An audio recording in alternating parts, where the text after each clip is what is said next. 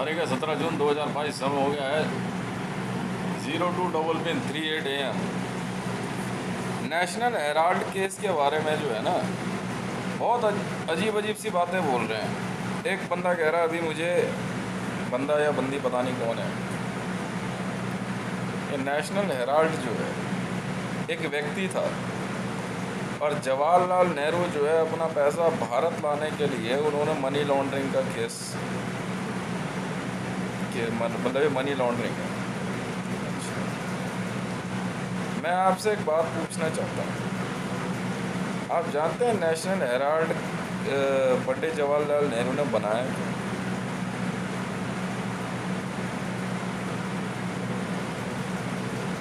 Associated journal press,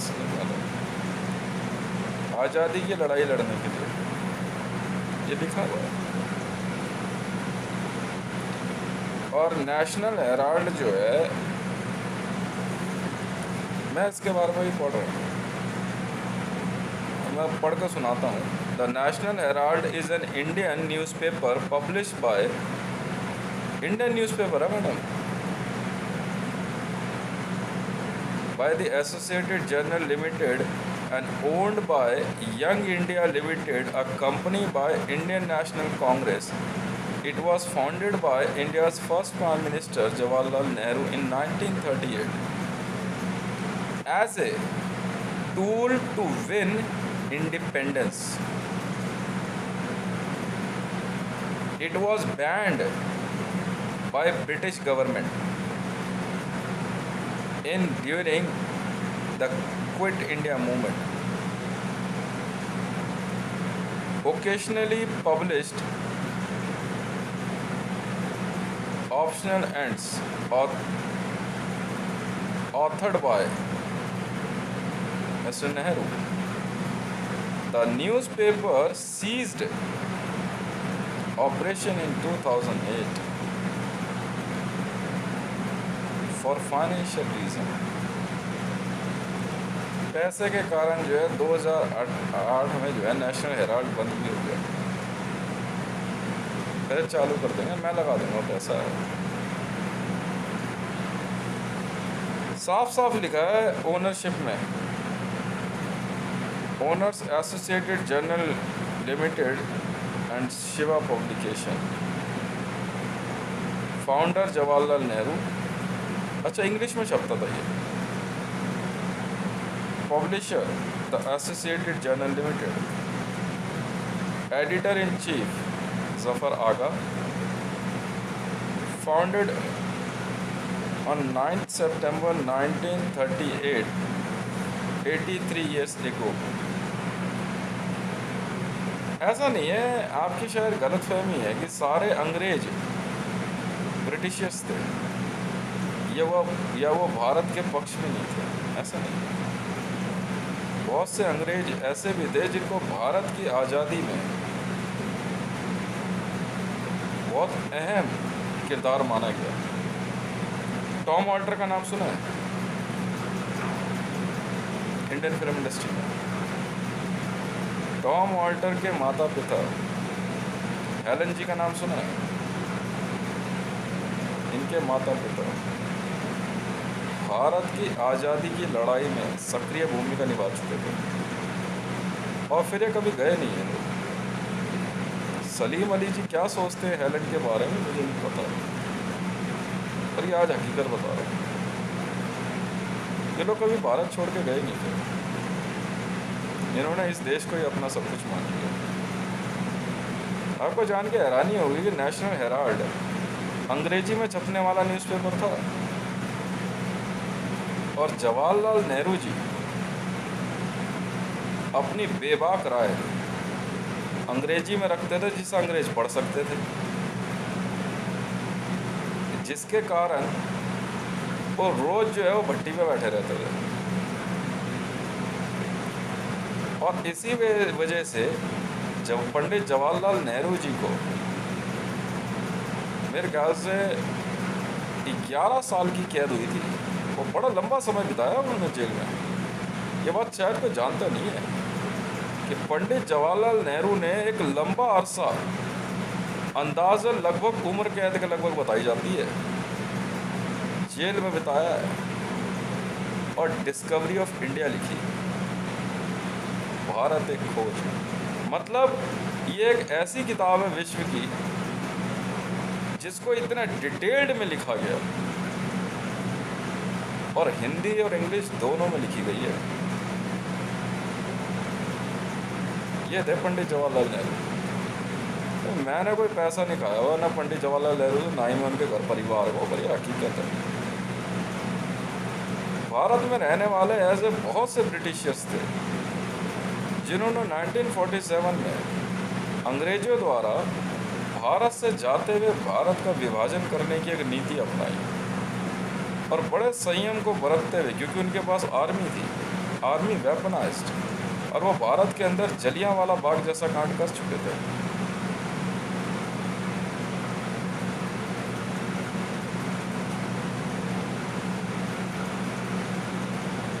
Indian government ने अंग्रेजों के द्वारा भारतीयों के किए जाने वाले इस नरसंहार पर ध्यान रखते हुए इन्होंने बहुत एहतियात बरता। फिर भी भारत और पाकिस्तान के विभाजन के समय खून बहने से वो रोक नहीं पाए। मुसलमान जो है, क्या कहते हैं, जिन्ना के आदेश पे पाकिस्तान स्थित हिंदुओं को काट काट के ट्रेनों में भेजने लग गए।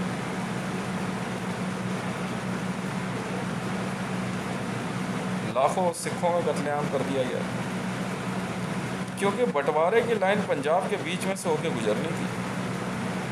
ये बात सिखों को पसंद नहीं। मेरे ख्याल से पिछले 1947 से पहले पिछले 100 वर्षों या 200 वर्षों में भी, स्वयं महाराजा रणजीत सिंह के समय में भी किसी भी युद्ध में इतने सिख नहीं मारे गए थे जितना भारत और पाकिस्तान के विभाजन के समय जो LOC बनाई गई दोनों देशों के बीच में, उस समय मारे गए। अनगिनत सिखों का कत्लेआम मुसलमानों द्वारा किया गया, जिन्ना की टीम के द्वारा। और वो कहीं लेखा जोखा नहीं है, क्योंकि दोनों साइड पंजाब एक इतना बड़ा क्षेत्र है और एक घनी आबादी वाला। पंजाब को 2 हिस्सों में बांट दिया गया, और आज पाकिस्तान खालिस्तान समर्थक बनता है। सब बकवास है, यह आपकी गलतफहमी है। कि ब्रिटिश रूल के समय सिर्फ जो ब्रिटिश थे वो भारत के दुश्मन थे, ऐसा नहीं है। हजारों लाखों ऐसे ब्रिटिश, ऐसे फॉरेनर्स थे कई देशों से, जो है लोग भारत में जो है भारत की जो एक तरह से ईस्ट इंडिया कंपनी के खिलाफ लड़ाई थी उसमें शामिल हुए। हाँ, बिल्कुल हुए, बिल्कुल हुए।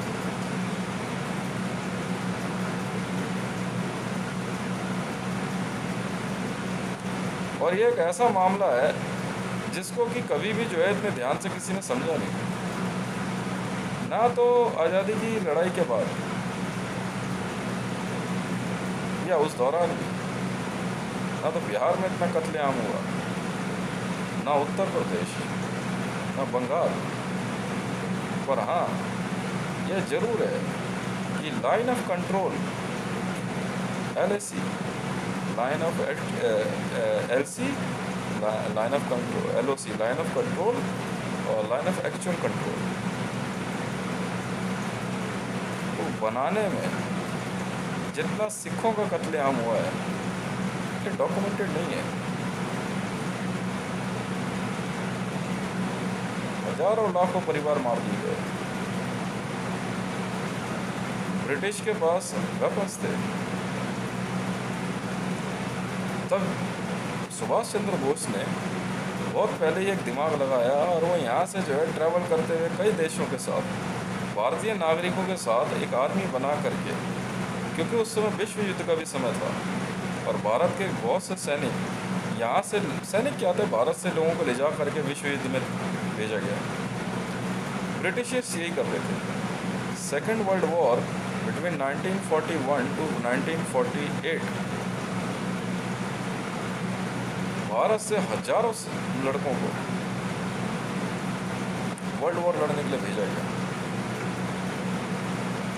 उस विश्व युद्ध के अंदर भारत की आर्मी जो बनाई गई, यही वो इंडियन आर्मी बनी। और इन लोगों ने ब्रिटेन की तरफ से रेड आर्मी के खिलाफ युद्ध लड़ा, जिसका दुख आज भी रूस को है। इंडियन नेशनल आर्मी आईएनए अलग है। इंडियन नेशनल आर्मी ने बंगाल की तरफ से सुभाष चंद्र बोस जी के नेतृत्व में म्यांमार से होने वाले हमले को रोकने के लिए मोर्चा संभाला, जबकि ये बात वो जानते थे कि ये सब मंगोलियन रेस के लोग हैं। जब वेस्ट बंगाल की तरफ और नॉर्थ ईस्ट पे इनका मंगोलियंस का हमला बढ़ने लग गया, तब जापान ने एक छद्म नीति के तहत सुभाष चंद्र बोस जी से संधि करी।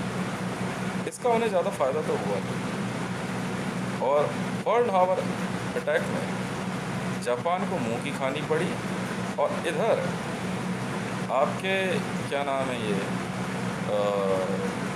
इंडियन आर्मी के लोग जो है ब्रिटिशर्स के साथ मिलके, सैनिक तो हमारे ही थे, इन्होंने जो है रेड आर्मी का सफाया किया और रूस जो है सेकेंड वर्ल्ड वॉर हारा। वरना जिस प्रकार से रूस ने मोर्चाबंदी करी थी, शायद वह अपने साम्राज्य को बड़ा यूएसएसआर की आर्मी पूरे ब्रिटेन को खा जाती। इसी संधि के तहत जैसे ही ब्रिटेन की जो जॉइंट फोर्स थी यूनाइटेड स्टेट ऑफ अमेरिका के साथ, इन लोगों ने जैसे ही सेकेंड वर्ल्ड वॉर जीती, तो इन्होंने बदले में भारत को आज़ाद करने की सोची। तब से लेकर अब तक भारत के अंदर इंडियन आर्मी है। इसलिए इंडियन नेवी के फ्लैग में आज भी ब्रिटेन का फ्लैग है। बिल्कुल है।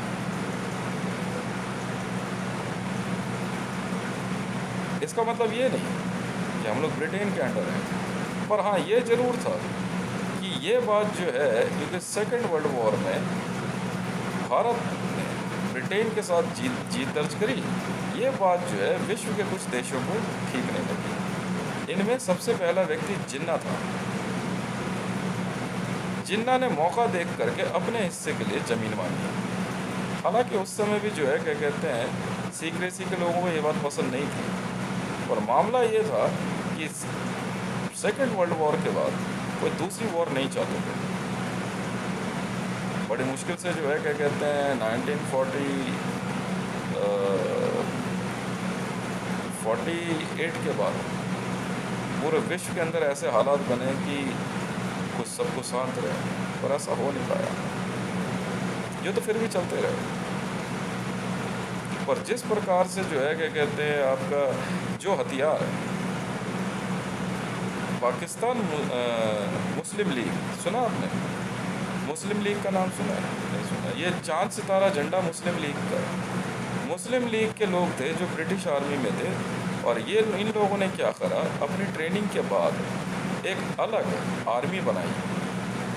जी हाँ, ये वही आर्मी है जिसने बगावत करके जिन्ना का साथ दिया और उस एरिया में कुछ एरिया जो है पाकिस्तान को डिक्लेयर किया, जिसकी वजह से पंजाब का बंटवारा हुआ।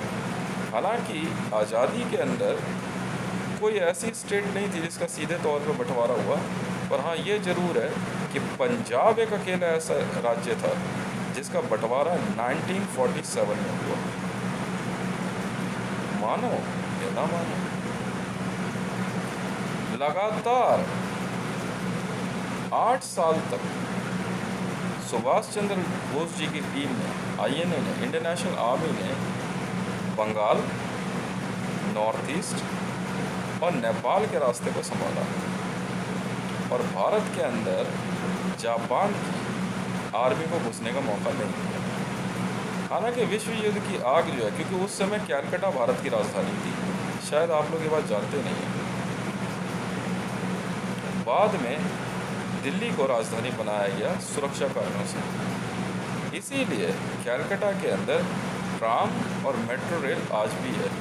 इसी के ऊपर आज मैंने जो है लगभग कैलकाटा के ब्यूटिफिकेशन के लिए 50 ट्रिलियन लगाने की बात कही है। देखते हैं क्या होता है। तो इसलिए जो लोग ये कह रहे हैं कि नेशनल हेराल्ड वाला जो मामला है, तो मेरे ख्याल से कोई इतनी बड़ी कहानी ये है नहीं जितना आप लोग शोर मचा रहे हो। ठीक है ना। और रह गई बात इसकी मनी लॉन्ड्रिंग की, तो देखो सर ऐसा इंटरनेशनल बिजनेस है। एसोसिएटेड प्रेस जो है इंडिया से बाहर की कंपनी है। बिल्कुल है। अब पंडित जवाहरलाल नेहरू भी जो है क्या कहते हैं कोई कम पैसे वाले व्यक्ति नहीं थे। और एक इतना बड़ा व्यक्ति अगर बिजनेस कर रहा है तो कर रहा है। और धीरे धीरे धीरे धीरे धीरे जो है क्या कहते हैं सब ज़्यादा, हाँ राजा महाराजाओं में नहीं गिने जाते थे, इतना तो मुझे पता है क्योंकि पंडित लिखा था ना उनके नाम के आगे। राजा महाराजाओं में नहीं थे, किसी भी तरह रहा हो पैसे। इसलिए ये कह देना कि नेशनल हेराल्ड और हेराल्ड नाम का एक आदमी था, होगा कोई। पर नेशनल हेराल्ड केस में सुब्रमण्यम स्वामी द्वारा जो केस भारतीय जनता पार्टी की तरफ से फाइल किया गया, हालांकि मुझे लगता है केस बहुत पहले फाइल हुआ था। बाद में जब ये भारतीय जनता पार्टी में इन्होंने अपनी जनता पार्टी का मर्जर कर दिया, तब उसके बाद शायद बात कुछ और है ना, ऐसे कुछ है। अब क्या कहना चाहते हैं?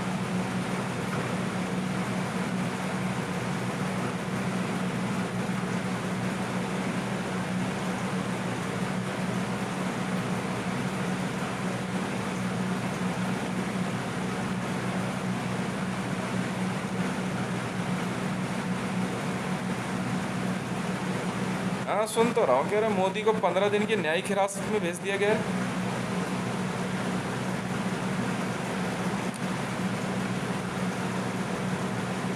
और रामनाथ कोविंद को भी भेज दिया है। तो कर्म ही ऐसे हैं। चलेगा, बढ़िया बढ़िया वाला केस चलेगा। मार पड़ेगी बड़ी तबीयत से, देखो तो सही। जुडिशियल कस्टडी में है ना, जेसी में पक्का पिटा। जेसी में ही तो होती है रिमांड, रिमांड जेसी में है और कहीं थोड़ी है। मारेंगे बहुत। ठीक है।